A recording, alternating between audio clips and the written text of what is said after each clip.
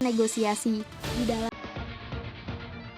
adalah beberapa contoh konflik yang dapat menjadi contoh untuk mempelajari bagaimana teknologi resolusi konflik Islam, yakni konflik peletakan Hajar Aswad, konflik dengan kaum musyrik Quraisy, hijrah ke Madinah dan lahirnya Piagam Madinah, konflik dengan kaum Yahudi, konflik dengan kaum munafik, perjanjian Hudaybiyah, dan Fathul Mekkah.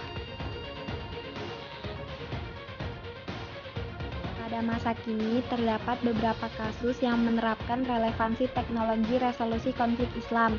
Di antaranya adalah kasus kerusuhan Poso di Indonesia tahun 1998. Kerusuhan Poso adalah kerusuhan yang terjadi di Poso, Sulawesi Tengah, Indonesia, yang melibatkan kelompok Muslim dan Kristen. Konflik ini menyebabkan bentrokan antara kelompok pemuda Islam dan Kristen.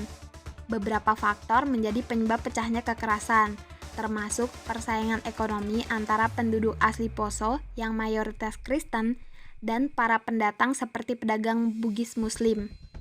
Juga terdapat ketidakstabilan politik pasca jatuhnya Orde Baru. Konflik ini dimanfaatkan dalam rangka persaingan antar pejabat pemerintah mengenai posisi birokrasi dan pembagian kekuasaan daerah antara pihak Kristen dan Islam. Kondisi yang tidak stabil ini diperburuk penegakan hukum yang lemah.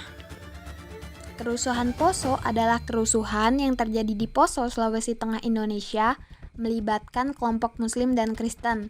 Konflik ini menyebabkan bentrokan antara kelompok pemuda Islam dan Kristen.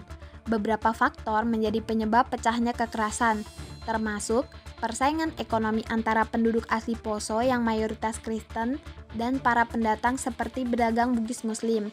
Adanya ketidakstabilan politik pasca jatuhnya Orde Baru juga memanfaatkan konflik ini untuk melakukan persaingan antar pejabat pemerintah mengenai posisi birokrasi dan pembagian kekuasaan daerah antara pihak Kristen dan Islam.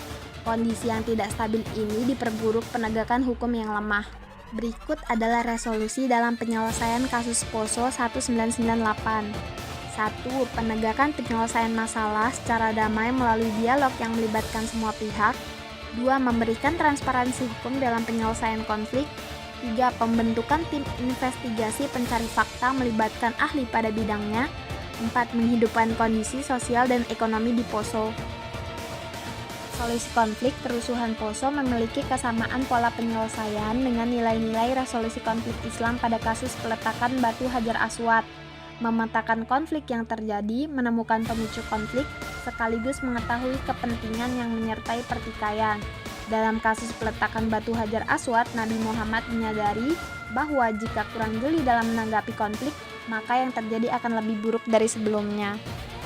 Resolusi konflik Poso juga terdapat pada nilai-nilai prinsip resolusi konflik dalam sunnah Nabi Muhammad SAW, yakni resolusi konflik yang berbasis perdamaian dan anti kekerasan, memiliki beberapa poin di antaranya: prinsip anti kekerasan, prinsip cinta kasih, prinsip keadilan, prinsip keterpercayaan, prinsip kemaslahatan, prinsip persaudaraan, prinsip kesabaran, prinsip perdamaian, prinsip pengampunan, prinsip kebebasan, dan prinsip ketidakberpihakan.